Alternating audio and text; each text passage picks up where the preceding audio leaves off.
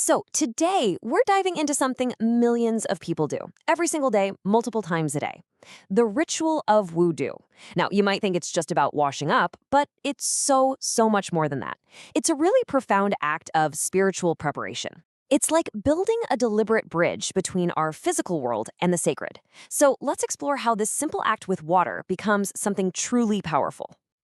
First things first, we're going to get into the deep linguistic and spiritual meaning that's kind of hidden inside this ritual. Because, to really get what wudu is all about, you have to start with the words themselves. Okay, so get this. This is a fascinating little detail. In Arabic, just a tiny shift in a vowel sound changes everything. You have wudu with that oo sound, and that refers to the action, the whole process of purification. But then you have wadu with an ah sound, and that refers to the physical water you use. Isn't that cool? Just one little sound completely separates the action from the tool. And if we dig even deeper, the root of the word is just beautiful. It actually comes from wada, which means beauty, cleanliness, and I love this part, this idea of a light that cuts through the darkness of our mistakes.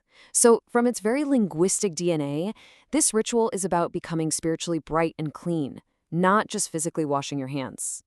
So if we put all of that together, this is the definition we land on. Wudu is a set of specific, ordered actions that are kicked off by a spiritual intention. And that word, intention, is the absolute key. It's the secret ingredient, really. It's what transforms washing up into a genuine act of worship that prepares you for something bigger. Okay, so now that we've got the what down, let's talk about the when. When is this special kind of preparation actually required? What are those key moments that call for a person to perform wudu? Well, wudu is an absolute must for some of the most central acts of worship in Islam. We're talking about performing the 5 daily prayers, salah, touching a physical copy of the Qur'an, the mushaf, and performing tawaf, which is that sacred walk around the Kaaba in Mecca. It's literally the key that unlocks these incredible acts of devotion. But hold on, you can't just jump right in. For the wudu to even be valid, a whole set of conditions have to be met first. You can kind of think of it like meticulously setting the stage before the main performance can even begin. And this chart breaks it down perfectly. Even though our source lists 9 specific conditions, they all boil down to these 3 main areas. First, the water has to be pure, what's called absolute water. Second, the person doing it has to have the right intention and be ready for it. And third, the action itself has to be direct, meaning you can't have anything like wax or a thick paint on your skin that would block the water from reaching it. So, once all those conditions are checked off, what's the actual ritual look like? Now we get to the core blueprint of wudu. These are the non-negotiables, foundational steps, the absolute must-dos. And there are exactly 6 of them. These are known as the pillars or the fard of wudu. If you miss a single one of these or do them wrong, the whole thing is invalid. It doesn't count. All right, so what are they? Let's walk through it.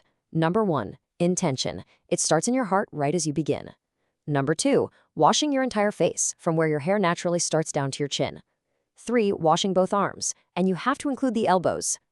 4, wiping at least some part of your head with wet hands.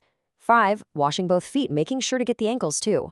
And finally, number 6, and this one is crucial, the order. You have to do it in this exact sequence. That order is a pillar all on its own. Okay, so that was the mandatory blueprint, the absolute bare minimum. But the beauty of this ritual definitely doesn't stop there. Now we can look at the recommended actions, the Sunnah, which are all about completing and beautifying the practice, following the example of the Prophet Muhammad. And it is so important to understand this difference. Those 6 pillars we just covered, that's the fard. It's obligatory. That's the foundation of the house. The actions we're about to see, the Sunnah, they're recommended. They're like the beautiful design and details you add to the house. They aren't required for your wudu to be valid, but doing them follows a sacred tradition and brings extra spiritual reward. So what are some of these beautiful enhancements? Well, things like saying Bismillah, in the name of God, right at the start, washing your hands up to the wrists first before anything else, rinsing your mouth and your nose, wiping your entire head and your ears, not just a part, always washing the right side before the left, and repeating each washing 3 times. You see how all these little things take that 6-step blueprint and turn into something much more mindful and complete?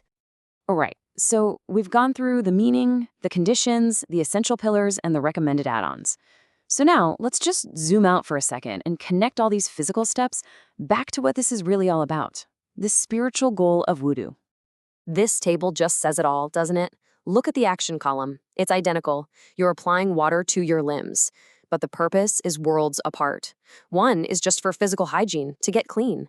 The other is for achieving spiritual purity. And that huge difference in purpose, driven entirely by your intention, leads to a completely different result. Not just being clean, but being ready for worship. And that, right there, is the ultimate takeaway. Wudu is that bridge. It's the specific, structured process that takes a person from their ordinary physical state and prepares them to enter a spiritual one, to be truly ready to stand before God. So it leaves us with this final thought, and it's a question that goes way beyond any single practice, really. It just makes you wonder, how does a simple routine, something as basic as water and intention, become such a powerful pathway to feeling present and connected?